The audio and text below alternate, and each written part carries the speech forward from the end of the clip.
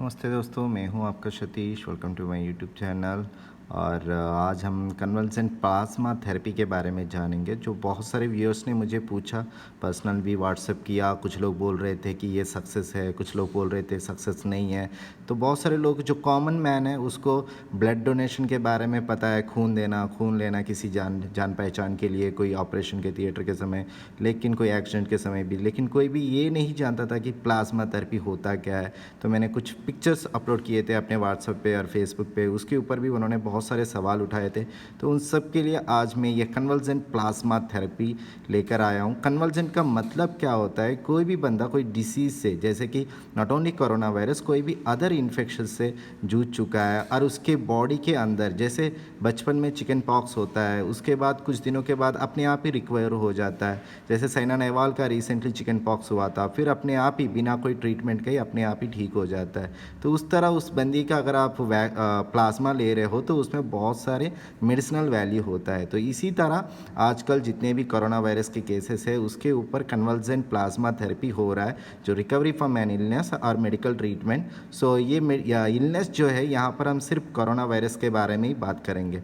तो plasma therapy क्या होता है? वो कैरीज द एक सेल्स होते हैं जिसमें वाई शेप का प्रोटीन होता है। जैसे कि हमारे खून में बहुत सारे डिफरेंट वेराइटीज़ के प्रोटीन्स होते हैं, जिसमें वो पूरा बॉडी में जाता रहता है, जिससे पेशेंट को हम ठीक किया जा सकता है। तो जनरली प्लाज्मा क्या होता है, आप खून ले रहे हो किसी से और एक छोटे से टेस्ट ट्यूब में उसका सैंपल लेकर थोड़ी देर रखोगे तो उसके सबसे नीचे आरबीसी चला जाता है। वो 45% कॉम्पोजिशन होता है उस थोड़ा सा खून का, फिर 55% प्लाज्मा होता है और थोड़ा बहुत 1% या 1 से भी कम वाइट ब्लड सेल्स और प्लेटलेट्स होता है। तो ये सबसे ऊपर जो आप पीला रंग का देख रहे हो, प्लाज्मा भी रियल में दिखने में थोड़ा बहुत पीला या सफ़ेद रंग का ही दिखने में लगेगा। फिर जैसे कि कन्वल्जेंट प्लाज्मा थेरेपी बोल रहे हैं, वैक्सीन बोल रहे हैं, आजकल सभी वेट कर रहे हैं कि रशिया का वैक्सीन कब आएगा या भारत का वैक्सीन कब आएगा। ये दोनों का एक ही कॉन्सेप्ट है, बॉडी के अंदर एंटीबॉडीज़ बनाना। या जिस बंदे को ऑलरेडी कोरोना आ गया है, उसके बॉडी में एंटीबॉडी बन रहे हैं, उसको ट्रीटमेंट की तरह यूज़ करना। या फिर वही आप आर्टिफिशियल लैब में कोरोना वायरस को कोमा में डाल दिया या डेथ में डाल दिया, फिर उसको इंसान के बॉडी के अंदर भेज रहे हो, फिर उसके बाद बॉडी अपने आप ही एंटीबॉडीज़ उसके मुताबिक बना देगा, जिससे कोई पोलियो का वायरस है और जितने भी वैक्सीन्स और भी भारत में दिया जाता है, वो सारे इसी कॉन्सेप्ट ही दिया जाता है। तो नॉट ओनली वायरस, बैक्टीरिया, इन सभी को एंटीजन कहते हैं, जो सोसाइटी में बाहर होता है। आजकल पेशेंट दो ही वेराइटी इसका होता है, एक है अपना लाइफस्टाइल बुरा होने के वजह से, एक है जैसे एग्जांपल डायबिटीज़ हो गया, बीपी हो गया, ये सब कुछ आपका लाइफस्टाइल बुरा होने की वजह से। दूसरा है कि कोई भी बाहर का वायरस आपको अटैक कर लिया, कहीं नई जगह चले गए, या फिर आजकल सोसाइटी में जो नया वायरस कहीं और से आ गया। ये सारे वायरस, या धरती में भी बहुत सारे वायरस बैक्टीरिया होता है। जैसे आजकल जो पोलार्स मेल्ट हो जा रहे हैं, जो नॉर्थ पोल साउथ पोल जो ध्रुव है वो मेल्ट हो जा रहे हैं, उसके वजह से बहुत सारा नए नए बैक्टीरिया वायरस भी आ रहे हैं। तो ये वायरस, बैक्टीरिया, इन सभी को एंटीजन बोलते हैं। ये है ह्यूमन बॉडी, बीच में छोटा सा जो डायग्राम है। और बॉडी इन सब से लड़कर, बॉडी के अंदर बहुत सारे ऐसे चीज़ें होते हैं जो इन सब से लड़कर वो अपने आप ही एंटीबॉडी बना लेता है। For example IgA, IgG, IgM, इस तरह 3 वेराइटीज़ होते हैं जो लड़ते रहते हैं। नॉट ओनली ये, जितने भी सेल्स है बॉडी में, बहुत सारे सेल्स है, जैसे WBC एक सेल्स हो गया, फिर ऑर्गन्स है, जैसे बॉडी में स्प्लीन बोलकर एक ऑर्गन होता है, फिर उसके बाद प्रोटीन, जैसे प्लाज्मा भी एक प्रोटीन है, टिश्यूज है, ये सारे लड़ते हैं जो इंसान को एंटीबॉडी नेचुरली बनाया जा सके।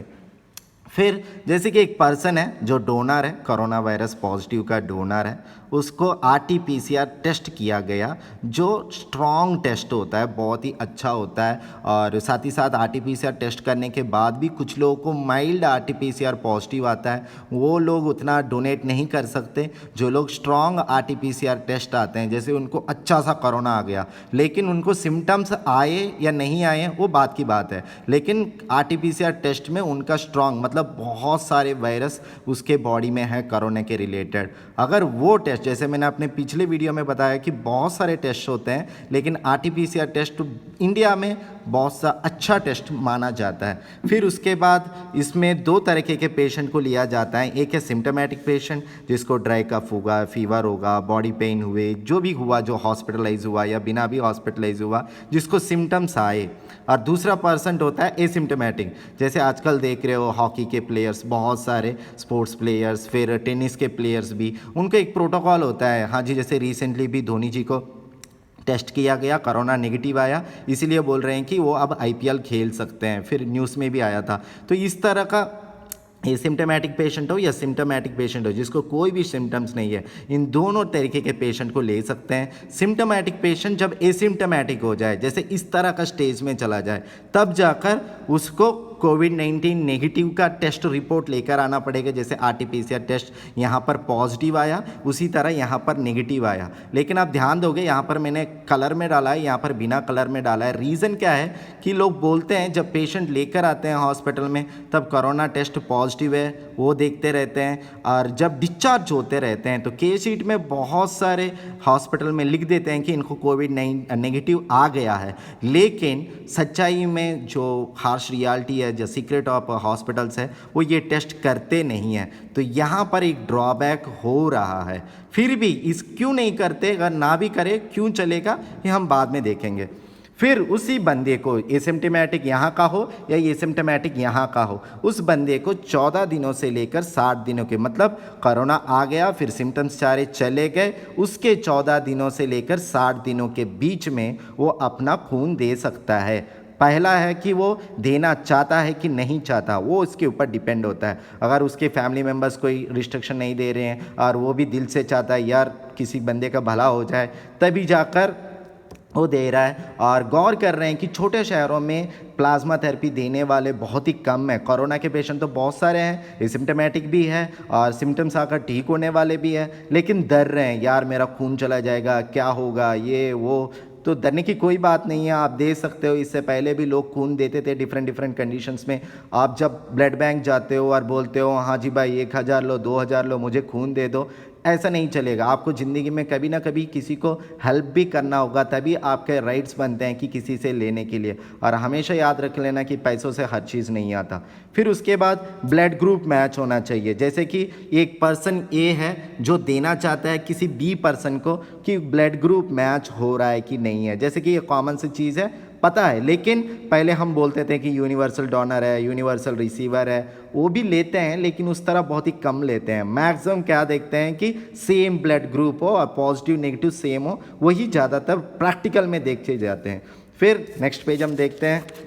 फिर क्रॉस मैच किया जाता है। जैसे कि किसी ए बंदे का खून ले लिया और जिस बी बंदे का खून देना चाहते हैं, दोनों का ब्लड ग्रुप तो मैच हो गया, लेकिन दोनों का खून एक दूसरे से मिल रहा है कि नहीं मिल रहा है। ब्लड ग्रुप मैच हो जाता है लेकिन दोनों का ब्लड कभी कभी मिलता नहीं है। बहुत ही कम केसेस में होते हैं, लेकिन कभी कभी मिलते भी नहीं है ब्लड ग्रुप मैच होने के बाद भी। फिर वो भी चेक करते हैं। फिर उसके बाद क्या करते हैं, जो डोनर है उसके खून में चेक करते हैं उसको कोई HIV तो नहीं है, hepatitis B, hepatitis C, malaria, syphilis जैसे गुप्त रोग, इस तरह के कुछ है कि नहीं है, वो सारे चेक करते हैं। अगर वो नेगेटिव आ गया, उसके बाद चेक करते हैं कि उसके बॉडी में इनफ प्लेटलेट्स है कि नहीं है। अगर ये बंदा किसी को खून दे रहा है तो इसका बॉडी झेल पाएगा, वो भी चेक करते हैं। जैसे प्लेटलेट चेक करते हैं, सीरम प्रोटीन चेक करते हैं, हीमोग्लोबिन चेक करते हैं, प्लैक्ड सेल वॉल्यूम चेक करते हैं, ये सारे चेक करते हैं। तो इसीलिए आपको डरने की कोई बात नहीं है। आप एलिजिबल हो तो थोड़ा बहुत पहले वो सैम्पल टेस्ट लेंगे टेस्ट ट्यूब में, अगर एलिजिबल हो तभी आपसे लेंगे। अगर एलिजिबल नहीं है कि आप दोगे और उससे आपका नुकसान है तो नहीं लेते हैं। तो इसीलिए बिना डर कर, पहले आप कोरोना पेशेंट बन रहे हो तो सोसाइटी ने आपको नेगेटिवली देखा होगा, आप डरे होगे, आप इनसिक्योर में होगे। लेकिन अगर आप प्लाज्मा डोनेट कर रहे हो तो बहुत सारे स्टेट ऐसे हैं कि आपको थोड़ा बहुत एंकरेजमेंट के लिए मनी भी दे रहा है और आपको फ़ोटो भी न्यूज़पेपर में आ रहा है। तो जो मर्जी, आपको फ़ोटो में न्यूज़पेपर चाहिए या फिर आप अच्छे दिल से करना चाहते हो कि आप सोच रहे हो हाँ किसी का भला हो, तो मैं रिक्वेस्ट करूँगा ज़रूर करो, इससे बहुत फ़ायदा होगा। फिर उसके बाद जैसे कि हमने कहा जो डोनर है उस डोनर को एंटीबॉडी टेस्टिंग किट के लिए भेजा जाता है कि उसके बॉडी में एंटीबॉडी, जैसे कोरोना तो आ गया लेकिन हमने कहा कि IgA, IgG, IgM ये तीनों इनफ मात्रा में जो एंटीबॉडी है जो किसी को बचा सकता है, वो दूसरे पेशेंट को जब ये खून दे रहा है सच्ची में ये खून काम आएगा कि नहीं है, अगर आएगा तो उसका वैल्यू कितना है और उसके खून में कितना एंटीबॉडीज फॉर्म हुआ है, उसके लिए टेस्ट किया जाता है। जैसे कि एक टेस्ट किट है, एक कंपनी का है, ठीक है। सो आप देख सकते हो यहाँ पर भी इन्होंने क्लियरली लिखा हुआ है IgG, ठीक है, एक कंपनी का है और थोड़ा बहुत कॉस्टली है। जैसे कि हमने 3 बोला था, 3 नहीं कर रहे हैं, एटलीस्ट 1 ही कर रहे हैं आजकल मेजॉरिटी ऑफ द हॉस्पिटल में। सो अगर ये 3 भी, कुछ लोग डॉक्टर ने कहा कि नहीं मैं 3 देखना चाहता हूँ, ये 3 देखने के बाद ही उसका खून लेकर किसी पेशेंट को देना चाहता हूँ, तो 3 टेस्ट भी कर सकते हो। यहाँ पर जहाँ पर मैं काम करता हूँ वहाँ पर ये तीनों टेस्ट भी होते हैं, लेकिन मेजॉरिटी एक ही टेस्ट करते हैं, IgG ही करते हैं, क्योंकि ये पहले फॉर्म हो जाते हैं। अगर ये फॉर्म हुआ तो ऑलमोस्ट दोनों भी फॉर्म हो जाते हैं, तो इसलिए एक ही ज़्यादा करते रहते हैं। फिर ये करने के बाद उसके बॉडी में कितना है, इनफ है कि नहीं है, फिर ये टेस्ट करने के लिए कभी कभी 2.5 घंटे लग जाता है। जैसे कि जय मित्रा कंपनी का 2.5 घंटे से 2 घंटे लगते हैं टेस्ट करने के लिए।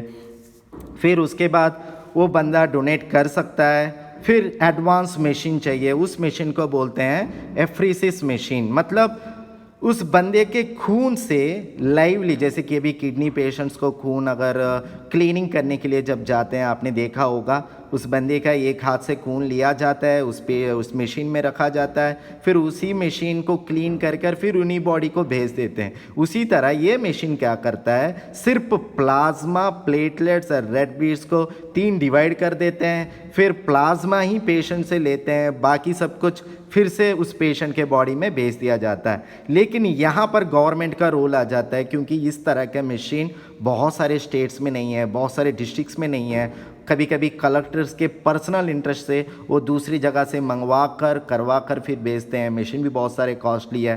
गवर्नमेंट ट्राई कर रहा है, लेकिन मैं रिक्वेस्ट करूँगा इस चीज़ के लिए गवर्नमेंट को थोड़ा ज़्यादा मेहनत करना पड़ेगा। हर ब्लड बैंक को ये अगर मशीन दे रहे हैं तो और ज़्यादा पेशेंट को हम बचा सकते हैं। फिर जिस पेशेंट को आप डोनेट कर रहे हैं, जैसे कि फॉर एग्जांपल बी पेशेंट है, उस पेशेंट को पहली बार 250 ml प्लाज्मा देते हैं, कभी कभी नेक्स्ट डे 250 मिलकर 500 ml तक मैक्सिमम दिया जाता है according to the present guidelines. So आप देख सकते हो ये गवर्नमेंट का ही गाइडलाइंस है, गवर्नमेंट ऑफ इंडिया का गाइडलाइंस है, आप देख सकते हो, ठीक है। इस पेपर्स में डिटेली है कैसे दिया जाता है, क्यों दिया जाता है, कितने घंटे के लिए, कैसे पेशेंट को दिया जा सकता है।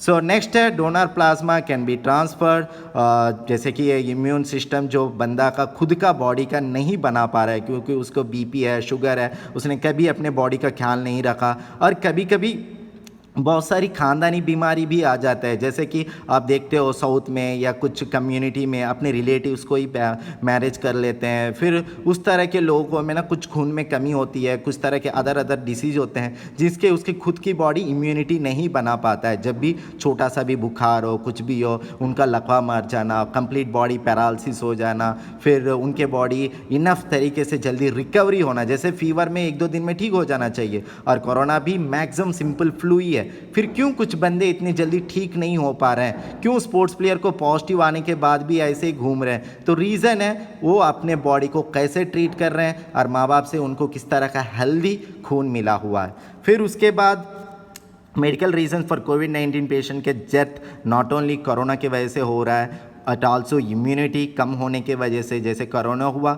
इम्यूनिटी कम था, आपके बॉडी में इनफ मात्रा में उस तरह के हेल्दी प्रोटीन, हेल्दी जो लड़ने वाला एंटीबॉडीज़ नहीं है, तब भी मर रहे हैं। दूसरी बात है, ये सीक्रेट है, ज़्यादातर लोग नहीं बताते, साइटोकाइन स्टॉर्म सिंड्रोम होता है। ये साइटोकाइन क्या होता है, बॉडी में ही दुश्मनों से लड़ने के लिए एक सेल्स होते हैं, वो सेल ओवर प्रोडक्शन हो जाता है, उसके वजह से ही अपनी बॉडी को खा लेता है, फिर उसके बाद उसका रेस्पिरेटरी डैमेज होता है, बैक्टीरियल निमोनिया हो जाता है, फिर डेथ हो जाता है। आप देखोगे बहुत सारे कोरोना पेशेंट को निमोनिया हो गया फिर मर गए ऐसे बोलते हैं, तो उसका एक और रीज़न भी हो सकता है साइटोकाइन स्टॉर्म सिंड्रोम, ठीक है। तो अपना ही खून अपने ही बंदे को ज़्यादा प्रोडक्शन होने की वजह से वो डिफेंस मैकेनिज्म का सिस्टम खा जाता है। फिर स्टेजेस के बारे में जानते हैं कि देखो फर्स्ट स्टेज जो है उसको सिम्टम्स नहीं होगा या थोड़ा बहुत सिम्टम होगा, कभी कभी पता भी नहीं चलता कि यार कल जुकाम था आज ठीक हो गया, उस तरह के पेशेंट को भी कभी कभी टेस्ट करेंगे तो कोरोना पा सकते हैं,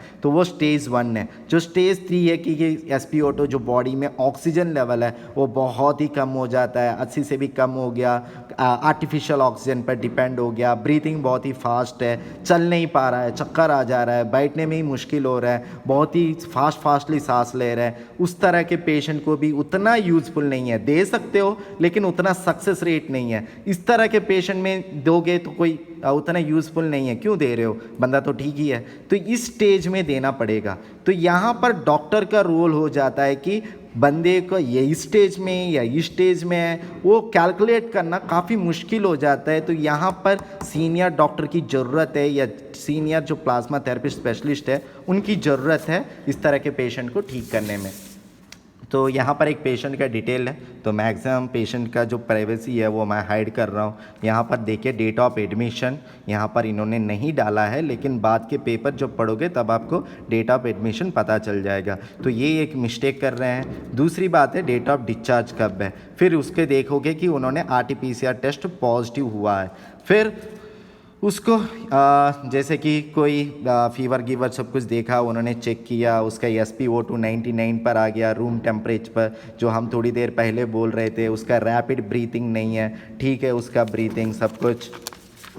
फिर हम उनके नेक्स्ट लेवल तक जाएंगे, फिर उन्होंने RT-PCR टेस्ट नेगेटिव लिख दिया यहाँ पर, लेकिन सच्ची में कोई टेस्ट नहीं किया गया जब हमने पेशेंट को पूछा गया। तो यहाँ पर देखोगे as per the Covid order number 62 the individual ESC, जैसे उनको कोई सिम्टम्स नहीं था, एसिम्टोमेटिक थे 10 दिनों के बाद, इसलिए हमने डिस्चार्ज कर दिया।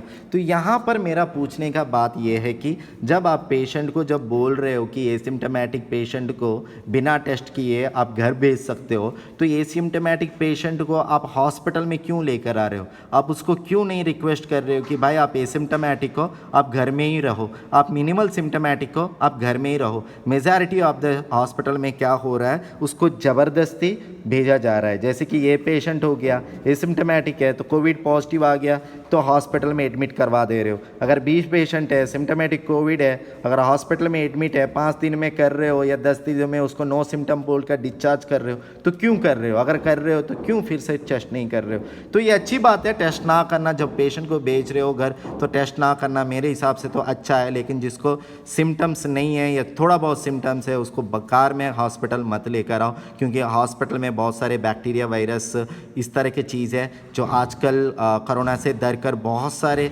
हॉस्पिटल के वर्कर्स है जो हॉस्पिटल में काम नहीं कर रहे हैं, उसके वजह से हॉस्पिटल बहुत गंदा है। तो इसीलिए पेशेंट वहाँ भर्ती होने के बाद नया नया डिसीज़ भी लेकर आ रहा है। तो डिस्चार्ज में भी देखोगे यहाँ पर इन्होंने एक गैस का टैबलेट दिया, फिर विटामिन C का दिया, विटामिन B कॉम्प्लेक्स का दिया। अब यही क्यों एडवाइस दे रहे हो? यहाँ पर एक न्यूट्रिशन थेरेपिस्ट को रोक कर ये सारा कुछ आप खाने में क्यों नहीं दे रहे हो? जैसे कि ये दोनों विटामिन C और B कॉम्प्लेक्स तो बहुत सारे खाने में मिल जाता है जो पेशेंट को पसंद भी हो सकता है, और पैंटाब इसलिए दे रहे हो क्योंकि ये दोनों टैबलेट दे रहे हो, तो देने की ज़रूरत भी नहीं है क्योंकि हर टैबलेट के पीछे एक साइड इफेक्ट तो कुछ छुपा हुआ है। फिर घर में आप बोल रहे हो 14 दिन रखने के लिए, avoid social gathering, follow strict hygienic, फिर ये सब कुछ आप बोल रहे हो। अगर फिर से कोई सिम्टम आए तो हॉस्पिटल आ जाने के लिए। तो ये है दोस्तों प्लाज्मा थेरेपी के बारे में। और प्लाज्मा थेरेपी इसलिए सक्सेस भी नहीं है, उसका main reason one of the ये है कि स्टेज देना, फिर वो टेस्ट 3 तरह के टेस्ट इंडिया में हर जगह नहीं कर रहे हैं जो एंटीबॉडीज़ के टेस्ट, क्योंकि एक एक टेस्ट ही 20,000 के ज़्यादा हो जा रहा है। फिर देने वाले भी कम है और देने वाला बंदा भी किस तरह का खाना खाया, अच्छा खाना खाया, फ्रूट्स वेजिटेबल, अपना हेल्थ का ख्याल रखा, या फिर बहुत सारे लोग देने के लिए रेडी हो जाते हैं लेकिन एंटीबॉडीज़ मैच नहीं करता, और अदर चीज़ें जो हमने कहा वो सारी चीज़ें मैच नहीं करता। फिर मेडिकल नेग्लिजेंसी भी हो सकता है, जैसे कि किसी और का टेस्ट किसी और में आ गया और लोगों ने सोचा हाँ जी भाई इसके एंटीबॉडीज़ बहुत अच्छे हैं चलो दे देते हैं। तो ये सारे चीज़ें हैं जो, और पेशेंट डेथ भी बहुत सारे अदर रीज़न की वजह से भी हो सकता है। लेकिन सच्ची में एज ए मैंने पेशेंट को देख रहा हूँ, आजकल देख भी रहा हूँ जिनको प्लाज्मा भी दिया हुआ है, ट्रीटमेंट भी दे रहे हैं, तो मैंने देखा है कि सक्सेस रेट अच्छा है लेकिन बहुत ही मुश्किल है। तो इससे अच्छा है आप जब स्टेज 1 पे रहो अपना ख्याल रखो। तो होप आपको ये वीडियो अच्छा लगा होगा।